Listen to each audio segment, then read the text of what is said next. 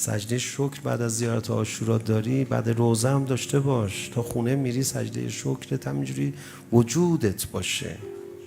در گوشت بگم عزیز من، تو چون حسین رو نمیدونم چرا دوست داری، تحمل نداری یه سنگ به پیشانیش بزنه.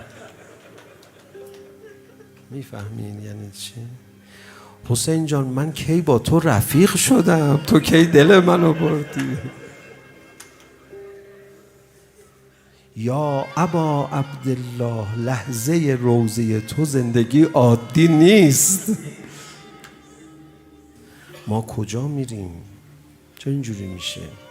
چرا هر کی برای هر مصیبتی گریه میکنه همه میان تسلاش میدن، ولی هر کی برای تو حسین گریه میکنه میگن خوش به حالت. بهشت منه حسین. همین الان که دارید گریه میکنید دارید بهشت رو تجربه میکنید. نگید ما معجزه ندیدیم، ما زمان پیغمبر نبودیم و الا ایمانمون محکم میشد. اصلا این عادی نیست. برای هیچ کس نمیتونه اینجوری گریه کنیم. مادرها هم برای بچه ها خودشونو همون سال اول فقط میزنن. یه عمر داری خودتو میزنی برای حسین. یا ابا عبدالله مجلس روضه تو کجاست؟ ما رو میبری توی جهان دیگری.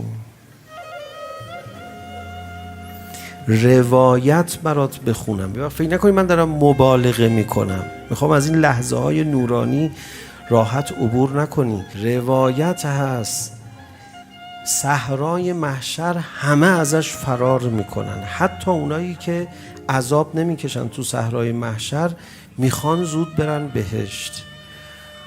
فقط گریه کنای حسین اونجا یه گوشه صحرای محشر حسین رو پیدا میکنن، دورش جمع میشن. روایت نوشته ملائک میان یکی یکی اینا رو بکشونن ببرن بهشت، میگن ما نمیایم. بهشت ما حسینه، بهشت ما حسینه.